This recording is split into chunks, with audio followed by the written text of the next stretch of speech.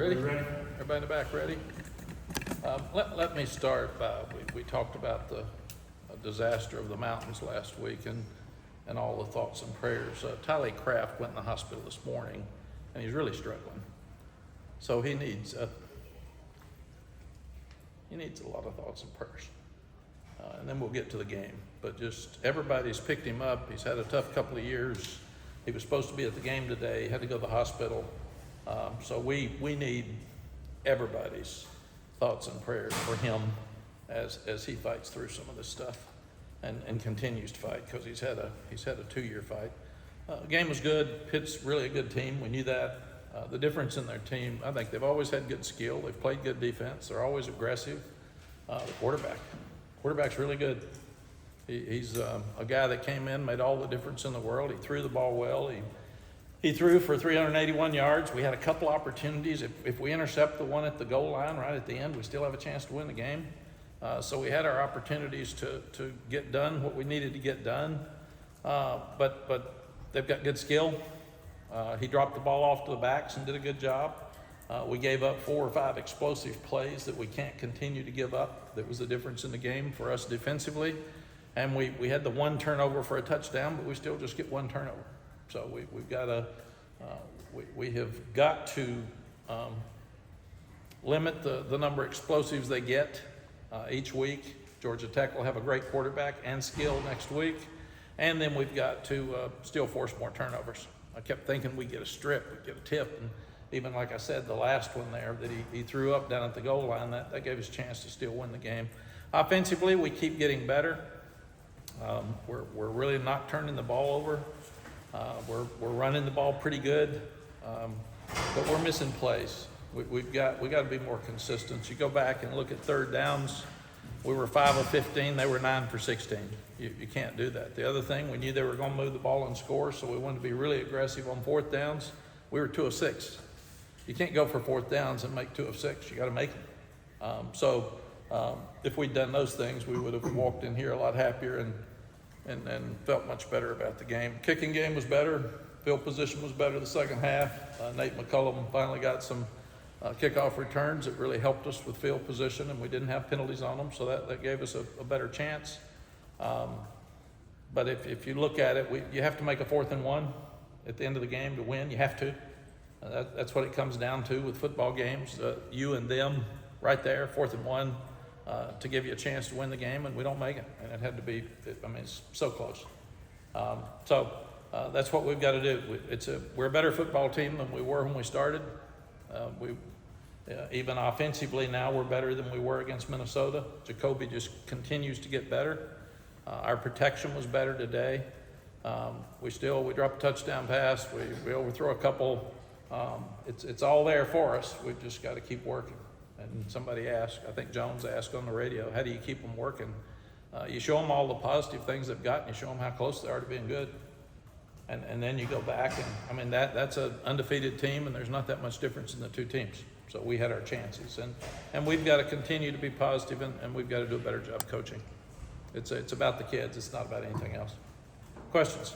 2 of those missed 4th downs were inside the 10, 1 early after a 19-play drive. What went into thinking there about not taking the points after doing that? And then later in the game, you had another opportunity as well in that similar situation. Yeah, we didn't think we were going to stop them very well just going into the game. So we made a conscious decision going in. We need to score touchdowns. We couldn't be kicking field goals. Does that stem from maybe a little lack of confidence in the defense? No, it stems from their quarterback being really good. They're one of the highest scoring teams around, and they were really good. And analytics said go for every one of them. I mean, they'll tell you to kick, but they knew Pitt was going to score points. So if we'd made those 4th downs, you wouldn't be asking that question. Very honestly. No. I'm not being critical of you, but if we'd made them, we'd been talking about how aggressive and smart the coach was. Instead, how stupid he was for not kicking field goals. And you don't know you're going to make the field goals. We got a good kicker, but that's not 100% either. And to clarify, I was just more wanting to know what went into the thinking behind it. So I'm not critical of it either way. I wasn't being critical of you being critical. Mack, Reed's the smallest guy on the field, but it hurts you pass receiving more than running. He's a little guy that can make a big Yeah, he's really quick. He transferred from Western Carolina, and we knew it. He's he's so small, he hides behind those big linemen, you can't find him, he just slips around, and again, I'm amazed how good their quarterback is and how poised he was as a young player that started 5 games now on the road with pressure. I mean, he's really a good player. He just came from nowhere. So he was a 5th guy, I think, at Alabama, which shows you how good Alabama is. So he was hid in the depth chart, but he's changed who they are completely. How about getting Rucker back today, back in the mix, getting Rucker back in the mix? Yeah, it helped us. He didn't get to play much. We only had him in on 3rd downs, but we wanted to make sure that he's totally well and comfortable before he gets back out. So hopefully he'll be able to play a lot next week. In the first play he's in there, he forces a quick throw and knocks quarterback down. So we need him back. We need him back in leadership, but also he's one of the best players in the country on defense. Last week on defense, he said some of the problems were just how amped the guys were to make a play. So I'm curious, those 4th down plays versus keep on this in the game, I mean, did you see maybe some of that there, or was it just simply execution, anything? I don't know. We'll go home and watch it right now, and then we'll talk to them tomorrow and see what they were thinking. We'll talk to Coach Collins and our secondary guys and see why we weren't in the right position. And it's usually something a little bit different in every situation and something crazy for people that hadn't been in that huddle. Would the same thing go for them going 8 for 10 on 3rd down in the second half? The same. You got to look at it and see kind of what happened. Yeah, I think the quarterback's really good. They were confident enough. Most people would run the ball, run the clock out down at the end there, and they're throwing it. He had a few runs that picked up. And I think he's really good.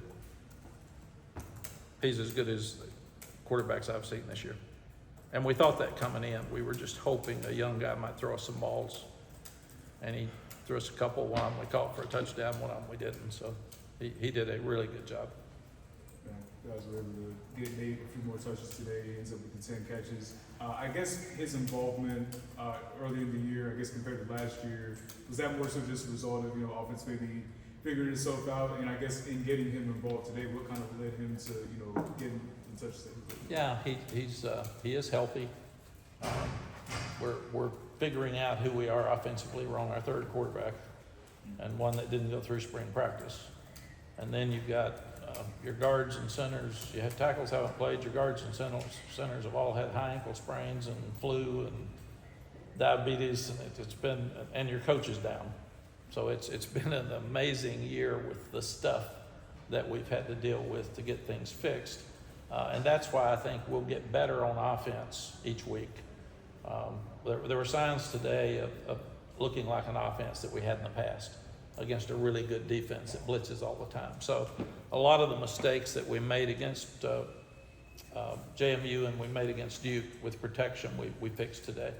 So that should help us as we look at Georgia Tech next week. And then to go off that, you mentioned in the offense, being better than compared to the Minnesota game. I guess what elements of it you kind of look at in making that assessment of where the improvements were? Yeah, you start looking at Omarian's running for over 100 yards every week. I thought Max had a really good 3rd quarter, or 2/3 of it at Minnesota, so we were starting to look like who we wanted to and who we had been all spring and preseason. And now you're talking about Jacoby. We actually told him in the summer, you will not play this fall unless somebody gets hurt. Get in shape, get ready for spring practice, but you haven't been here for spring practice. You don't know anything about this offense. And here we are now saying, okay, let's go, man. And he's really trying to do a great job of learning fast, and Chip and the offensive coaches are trying to figure out what he can do best. I was proud that he ran a couple of times and made key plays today. But there's still more out there for our offense, and we can do a better job of not giving up big plays with our defense. Mack, with the 3rd straight loss, how does your message to these guys change, if at all? It does, and it gets better in that we got a chance. And we said all the time, we're going to be a team that gets better at the end of the year. And we are. We're playing better teams. Pittsburgh's the best team we've played by far. And we had our chances. And what we've got to do is send a positive message to them tomorrow and show them, here are the 5-7 plays again. And we got to start making them. And you can't gripe about officiating because they're going to miss some. You can't do that. You got to win a game enough that a player here two with them doesn't matter. But I told the guys in there, it's a great learning experience for us. And what you've got to do is your focus has to be stronger than the distractions around you. And that's part of growing up. You're going to have that if you're a CEO of your business. You're going to have that in life. So do it. And I'm doing better handling them. So I'm growing up at 73. So hopefully. Is that message more difficult, or I guess what are the challenges with the 3 straight losses of trying to prevent that snowballing effect with that message? I'm sorry, trying to prevent A snowballing effect with like that messaging, I guess. Where do you kind of turn to that? I don't know what snowballing effect would mean. So, in terms of, the snowballing effect of the 3 straight losses, trying to flip that message around and get the results, I guess, like you're trying to see. Nobody talks about 3 straight wins. We always talk about 1 straight loss and then 2 straight losses, now 3 straight losses. We haven't done that very much around here. And when we have, it's been in the end against really good teams. So this is a team that you handle each game differently, you handle each team differently. And my job is to get with the coaches who are really down right now. They're frustrated. They expect to win, they want to win. They work from 5:30 in the morning till 10:30 at night all week to get a plan together to go in there. And when you lose, you're crushed. And then the kids. These are 18 to 22-year-olds that have lives, and ones that didn't play today will be disappointed. Their parents will be disappointed. And then you just go back and you try to be honest with everybody and make sure that you show them, here is what happened. One of the great things about iPads is they can't sit and say it wasn't my fault. When you take that iPad and you show him right here is where you were, and right here was the motion, and here's what you're supposed to do, and here's what you did. It really helps coaches on the sideline explain what's going on to each other, and for the player to correct it.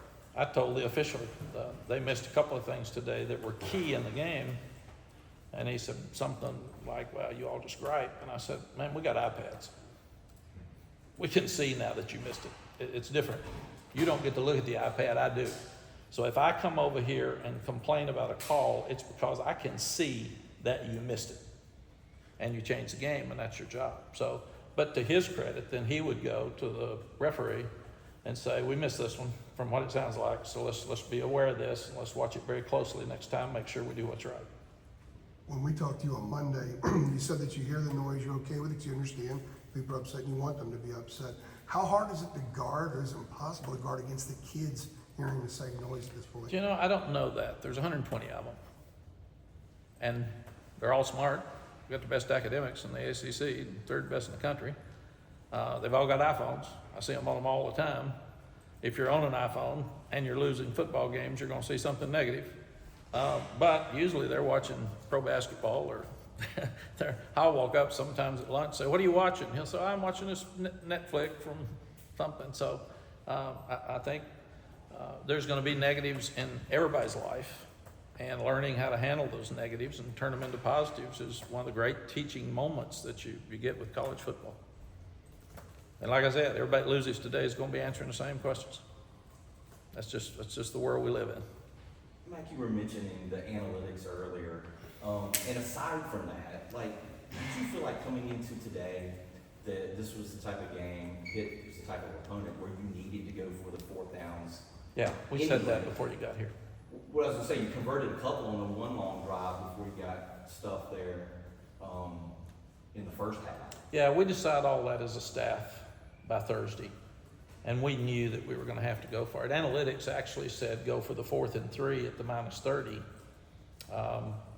when we were just one touchdown down, but they were moving the ball, and their point is you got a better chance to make 3 yards than you do to stop them in some cases. And you're trying to win the game. And you're trying to win the game, and they always say go for 4th and 1. That's 100%. They think you have to make a 4th and 1. We didn't go for that one, and had a few boos, I was told, and then we stopped them, got it right back, went and scored. So it was the right decision not to go for that 4th down. And usually I will tell Jeff Collins, get you guys ready. We're at the -40, and this series, we need to go for it if it's 4th and 4th or less. And that's what you do. Alex Mars has the analytics book, and he tells me every time, this is a go for it if it's 1 or less. This is a go for it if it's 10 or less.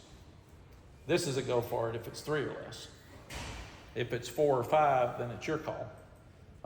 And if you can't kick a field goal, if it's 10 or more, you have to go for it. So that's what you get. You get a lot of different options, and then you just figure out the momentum in the game, the time in the game, how's it working. And I felt like that we weren't consistently stopping them with that quarterback. So I thought our best chance is our skill in Jacoby on offense, getting the ball in the right places. And we'll go back and look at, we were 2 for 6, which isn't good enough. And we'll go back and look at all 6. We'll look at the calls. We'll look at if it was there and we didn't execute it, or we'll look at, see if it was a bad call. And that's just what you do. And then next week against Georgia Tech, we'll have to analyze, are we going to do a better job stopping them? If we're not, then we have to be aggressive on every drive. They actually say, if you're 4th and 1 on the first drive from the -30, go for it. I mean, that's what analytics says, because the odds of you getting a first down on 4th and 1 are so high that you're better off than giving it back to the other team. That's just the world that analytics live in. What we do is we take it as a suggestion. We don't take it as an answer. Right. What else? Anything else? Did you seem like the team fought today? They fought hard. I'm really proud of them, and I told them that in the locker room. I'm proud of them. We talked about there's a couple of losses. People turn on you, and people are mad. I got all that. I get paid for it. Kids don't. So I've told them it's a great lesson for you to have some people criticize you. Maybe it's not even accurate, because that's going to happen in your life too. But you got to learn how to handle that. Block out the noise, stay where your feet are, and get better. And today I've also told them, if you don't play hard, I got a problem. I can't handle that. As long as you give me everything you've got for 60 minutes, and I thought they did that today. I thought on the last drive they thought they had a chance to go down and score and kick an onside kick, still win the game. As long as we can do that, I'm good. We'll win enough games. But if you don't try, then I'm responsible for that, and I can't handle people not trying. On Okay. on that last 4th down, you had the 31, and then they stopped you. Was there any thought at all about a field goal there and then trying the onside kick? Yeah. Because you needed 2 scores. No, we would have. It was just a little too long. I think we were at 40, 30 something. It was out there where if you miss the field goal, the game's over. Yeah. So we were, and the 4th down was 4th and 6 at the end, 4th and 7. So we felt like that was makeable. But we definitely discussed the field goal and then the onside kick. But we felt like, again, they were backing off.